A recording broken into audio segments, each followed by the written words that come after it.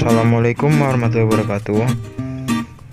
Kembali lagi bersama saya Fikri Reza Alfarizi di channel MBBI bersama Reja. Mari belajar bahasa Inggris bersama Reja. Nah, di pembahasan video kali ini kita akan membahas mengenai nouns. Apa itu nouns? Simak penjelasannya. What is nouns? Noun adalah bentuk kata yang digunakan untuk menamai atau menyebut orang, benda, tempat, dan ide. Dengan kata lain, kata ini merujuk pada benda fisik dan konsep abstrak. Noun dapat dicontohkan dengan kata-kata seperti di bawah ini. Misalnya benda fisik: ball, bed, table, house, phone, floor, water, wine. Kemudian konsep abstrak: time, idea, opinion, age, difficulty. Kemudian ada types and example about nouns. Poin A, concrete and abstract nouns. Nah, berdasarkan bentuknya, noun ini dibagi menjadi dua, yaitu concrete noun.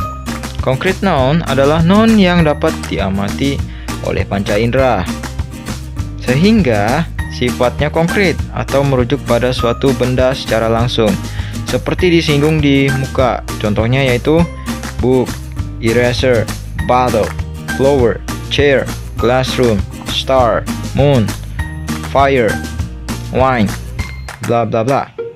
Kemudian abstract noun. Nah, abstract noun adalah noun yang tidak diamati oleh panca indera. Dengan kata lain, noun ini bersifat abstrak atau berkonsep kebendaan saja. Noun jenis ini biasanya ditandai dengan akhiran is, ake, ans, nc, ion, sion, tion, dum, hood, ice, isn't, man, nest, ship, it, kai. Contohnya seperti happiness, emergency, falsehood, freedom, communism, motivation, affection, idea, love, spirit, life, time, age.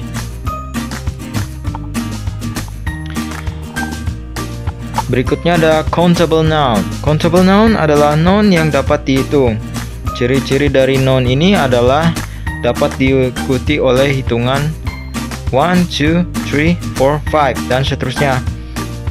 Kemudian ada dapat diikuti artikel a dan en dalam bentuk tunggal. Kemudian dapat ditambah akhiran s dan s dalam bentuk jamak. Contohnya a book, one book, three book. Kemudian ada dictionary, a dictionary, one dictionary, four dictionaries. Perlu diingat, berkaitan dengan jenis ini, noun yang bentuknya tunggal disebut singular noun. A, N, one, dan noun yang berbentuk jamak disebut plural noun. S dan S. Selain itu perlu dicatat bahwa terdapat noun yang mempunyai bentuk tidak beraturan ketika berbentuk jamak. Mereka tidak ditambah S atau S, melainkan memiliki bentuknya sendiri. Noun ini kemudian dimasukkan ke dalam list of irregular plural nouns. Contohnya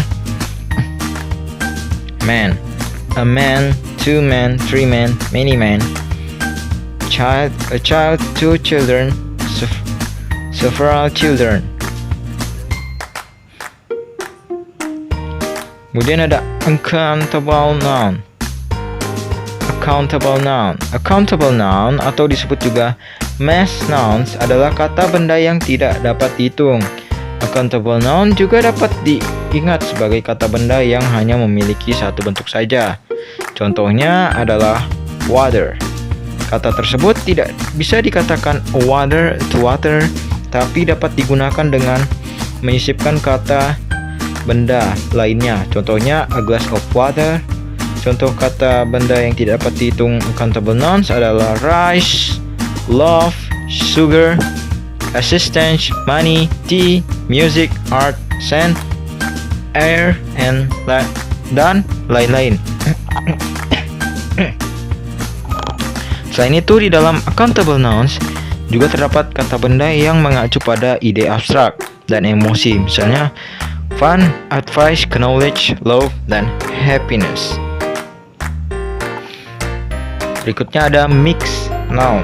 Mixed noun adalah noun yang bisa menjadi countable dan uncountable tergantung kondisi atau konteks di mana ia digunakan. Contohnya, I saw a hair on the floor. Pada kalimat ini, hair dapat dihitung ditandai dengan artikel a di depannya.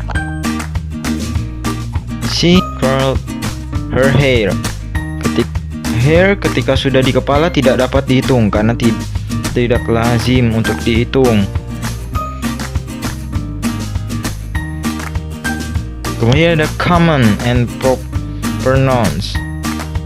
Pembagian noun ke dalam common proper noun merujuk pada apakah satu noun itu termasuk nama spesifik atau bukan umum.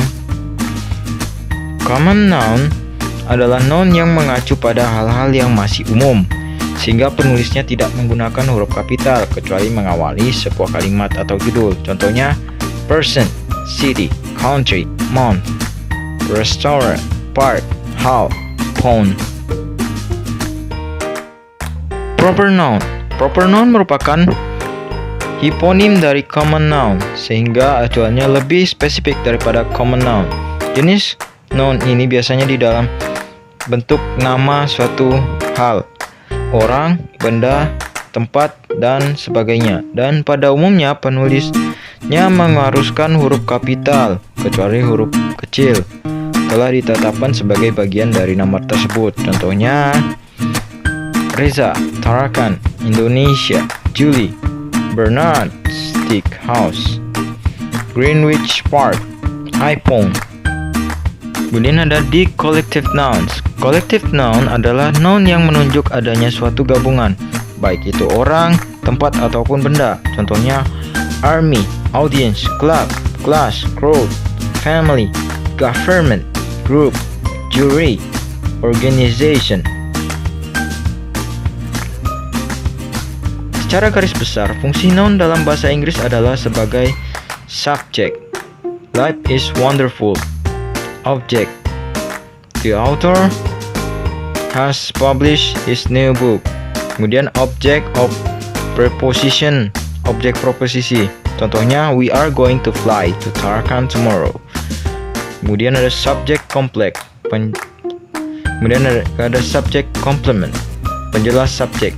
She is Laura. Kemudian ada objective complement, penjelas objek. Mr. and Miss